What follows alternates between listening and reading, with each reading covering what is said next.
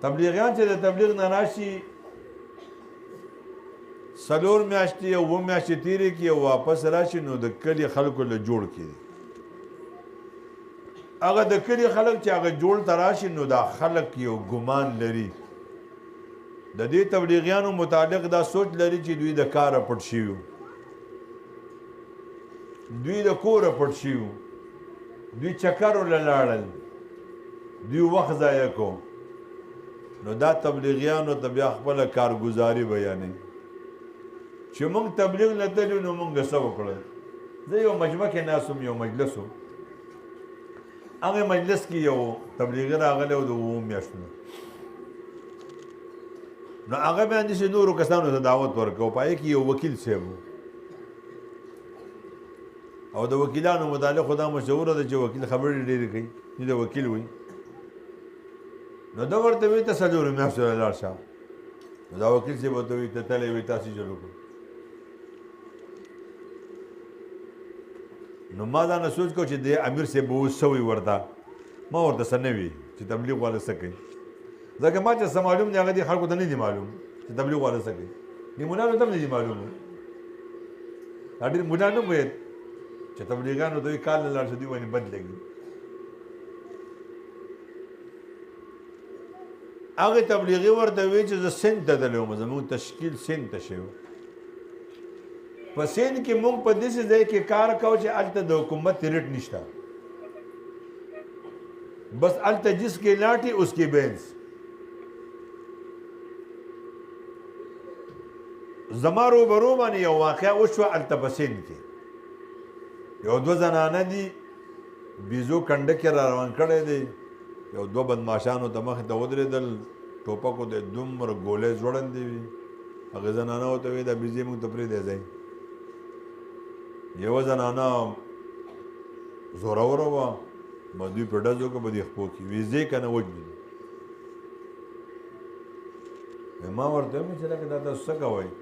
ما ته چې امیر صاحب لرې کېږي د مخې نه ما 2 خپې خپلې او 2 مې پردی کړې منډې مې کړې جومات رالم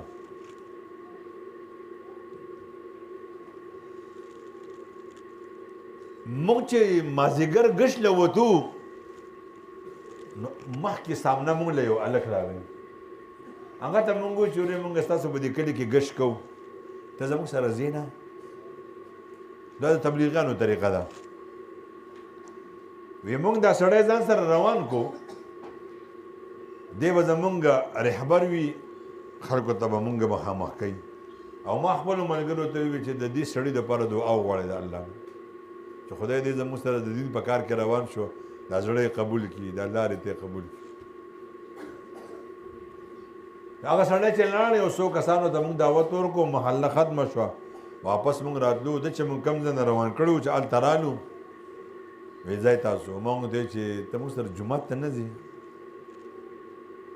نو دا کتابونو ذکر کړی دی چې یو نیکي سړی وکړي او الله رب الجلاله مثلا تاسو یو پرې سبحان الله ووي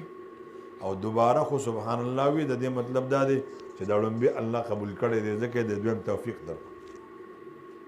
نو موږ دته وویل چې ته زموږ سره جومات ته نه ځې وی دی وی چې ولې نه موږ زه زموږ دعا قبوله شوې ده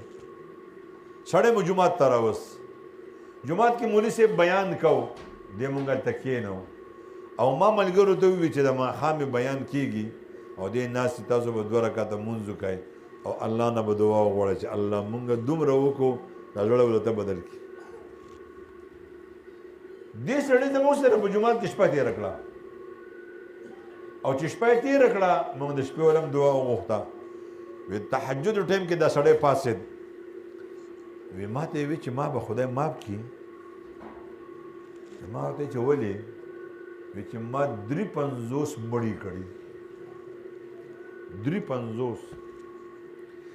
ما داسې ورځ نه ده تېره شوې چې ما خپله مور او پلار نه والي 80 کالو نه سوا زما مور او پلار ما ورته چې الله غفور رحیم دی سړی مونږه مانځه نه پس ما ته وی چې تاسو به زما سره ځئ زموږ کور ته د سند علاقه ده تاسو کې څوک سند علاقې کې تللی وي پکې کورونه مورونه نشته څه غولي مولي دیوالونه وی موږ چې لاړو د دې هلک مور او پلان له د منډې کړی په دې خپو کې ورته کېناست او په ژړا شو بیا هغه مور یې موږ ته په سندۍ کې وایي او پلار یې موږ ته داسې کړی شو چې دی بدل شو او یې موږ ته دومره دعاګانې وکړې دومره دعاګانې چې خدای دې تاسو خوشحاله کړي زما په دې زو خو څه جادو وکړو چې دی بدل شو زه یې وپېژندم هغې وکیل صاحب ته وکیل صاحب هغې کسانو جماعت موږ وښکلی دی سوات کې په کابل کې د هغوی تشکیل دی او سبا نه بل ورځ به زه هغوی له ځمه نصرت له خو ته راسره ځې تا به ولبوځم